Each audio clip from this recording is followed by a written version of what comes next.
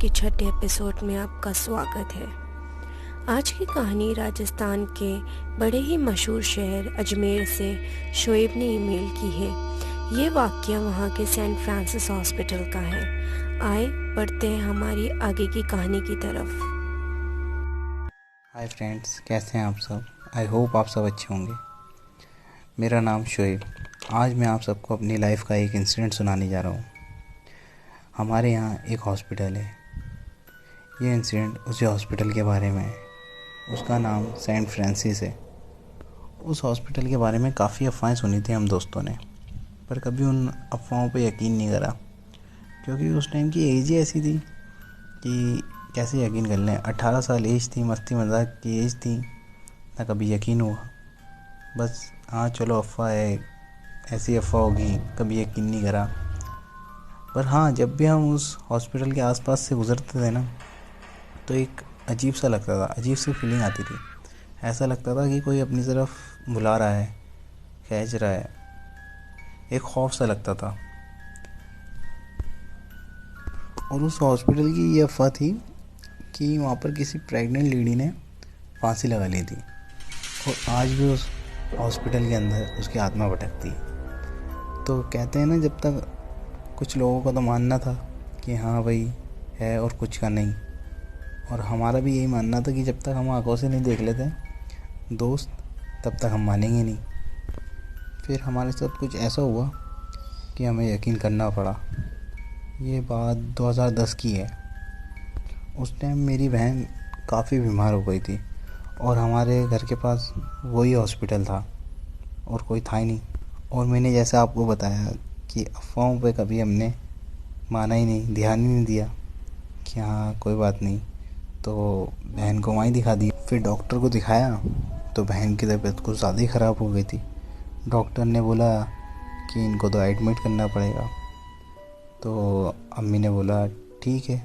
तो अम्मी ने हाथों हाथ उसी टाइम एडमिट करवा दिया।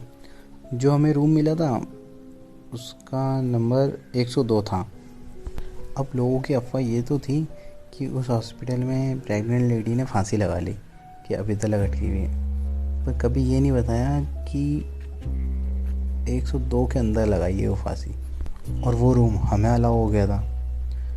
अब मैं इसे अपनी नसीबी समझूं या बदनसीबी, वो तो अब आगे पता चलेगा कि क्या होगा आगे। और हमने भी हाँ बोल दिया उस रूम के लिए, क्योंकि हमें भी नहीं पता था पहले। और जैसा मैंने आपको बताया कि हमें अफवाहों पे कभी यकीन ही नहीं किया। तो जैसे जैसे बहन एडमिट हुई, उनको एडमिट करा। दिन भर अम्मी रुकी हुई थी, और रात में हमें बोल दिया था कि रात में तुम रुक जाना।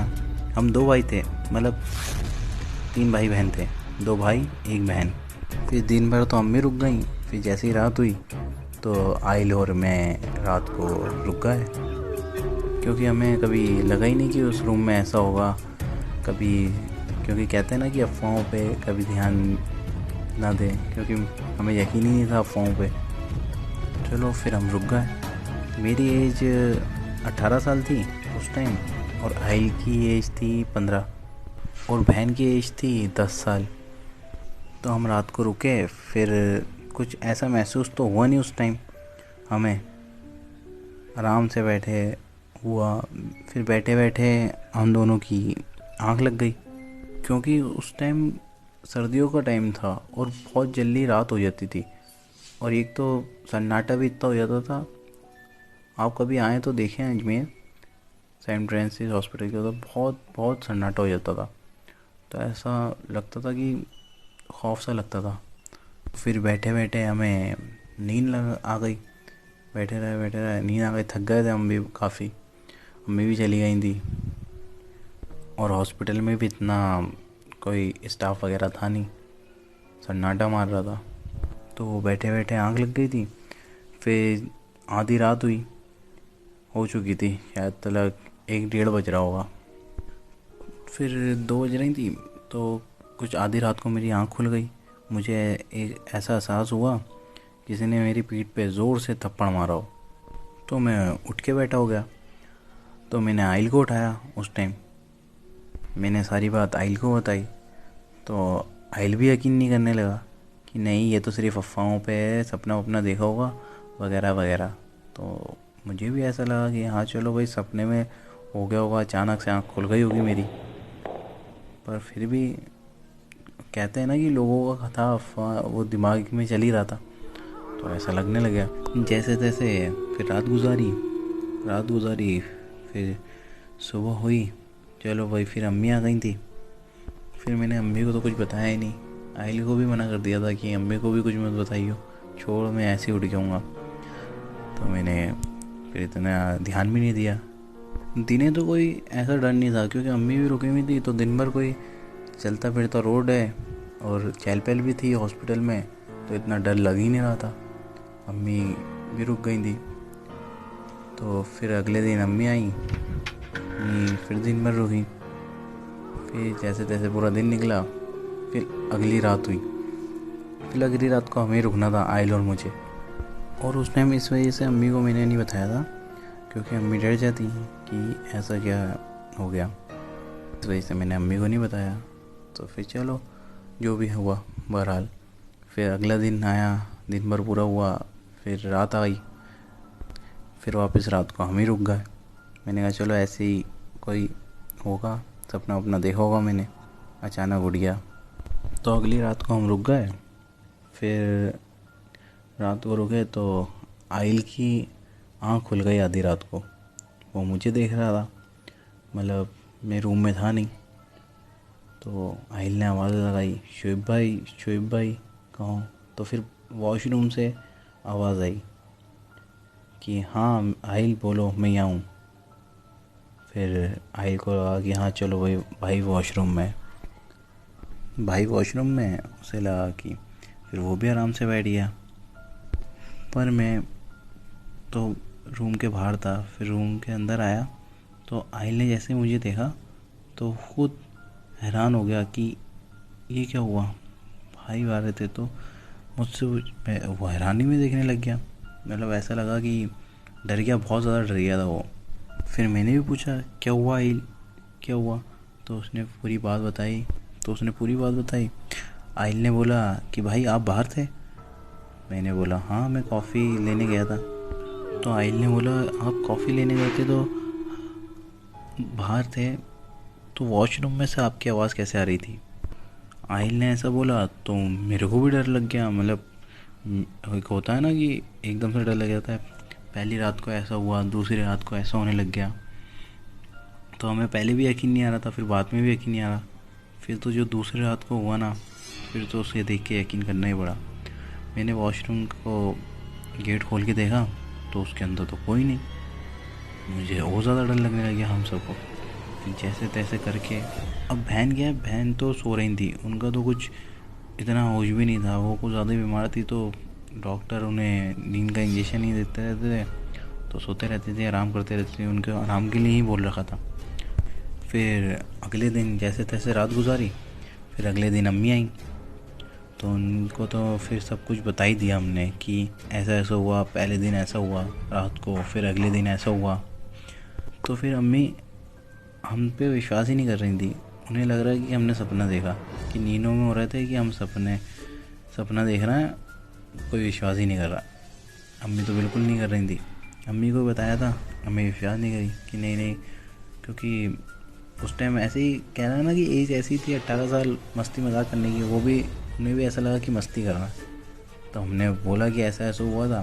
तो कह रही है नहीं तुम्हारी नींद नहीं भरी है, तुमने कोई सपना देखा होगा पूरा।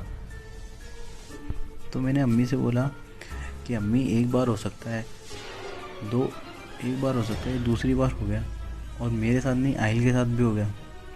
फिर भी उनको यकीन नहीं आया। फिर उन्होंने बोला कि आज दिन भर भी मैं रुक जाऊंगी और रात को भी मैं रुक जाऊंगी, तुम रात को मत आना, ये बोल दिया उन्होंने। फिर हमने इतना समझाया कि नहीं अम्मी बहुत ज़्यादा वैसा है, रात को सन्नाटा भी हो जाता है, ऐसा चीज़ें भी हो गई हैं हमारे साथ। तो कह रही नहीं तुम मत आना, आज मैं ही रुकूंगी रात को। दिन भर भी वही रुकी। और हमने उसी टाइम बोला कि देखो अम्मी रूम चेंज कर लेते हैं, आपको रात को रुकना है तो आप रात को रुक जाना, पर रूम तो चेंज कर लो। तो उन्होंने बोला नहीं मैं इसी रूम में रुक जाऊंगी, बस तुमने तो सिर्फ सपना देखा होगा, इस वजह से कोई डरने की बात नहीं है। तो अब हम क्या बोल रहे हैं अम्मी के सामने? बोल दिया ठीक है अम्मी। और उन्होंने बोला कि मैं रुक जाऊंगी और तुम देखना कुछ ऐसा वैसा कुछ भी नहीं है रूम में, तुम देखना। और वो रात को रुक गई। तो वो रात को रुकी और फिर आधी रात हो गई होगी, आधी रात मतलब 4 बज रहे होंगे, कुछ 4, हाँ 4 साढ़े 4 हो रही होंगी। उन्हें कुछ ऐसा एहसास हुआ कि उनके आसपास कोई है। उन्हें लगा कि नहीं, ऐसे ही मेरे को लग रहा है कि आसपास कोई है, पर बहुत ज़्यादा होने लग गया फिर उनको। और सन्नाटा भी इतना हो गया था कि एहसास होने लग गया। और उन्होंने इतना ध्यान नहीं दिया कि हाँ चलो ऐसे ही घबराहट लग रही है मेरे को, कुछ नहीं है आसपास, दिल का वहम है, बस अकेली हूँ ना तो इस वजह से ऐसा लगा उनको, ये सोचने लग गई थी वो। पर थोड़ी देर बाद उनका वहम सच में तब्दील हो गया। वहम नहीं लगा, एक उनका हाथ किसी ने पकड़ लिया था। तो ऐसा लगा मतलब उनका हाथ किसी ने पकड़ लिया और पास में कोई नहीं था। तो वो भी डर गई एकदम से, ये क्या हुआ। और एकदम से बहन की तबीयत बहुत ज़्यादा ख़राब हो गई, बहुत ही ज़्यादा ख़राब हो गई थी उस टाइम। लेटे लेटे बेड पे ही फिर डॉक्टरों को बुलाया, फिर डॉक्टर आया, उसने देखा और बहन की तबीयत तो काफ़ी ख़राब हो गई थी। दोस्तों, ये थी मेरी आज की कहानी। इसे हम यहीं ख़त्म करते हैं। अगर आपको मेरी वीडियो अच्छी लगी तो do like, share, subscribe to my YouTube channel. और अगर आपको आपकी स्टोरीज़ हमारे साथ शेयर करनी हो तो दिए गए ईमेल एड्रेस पे आप शेयर कर सकते हैं। Thank you.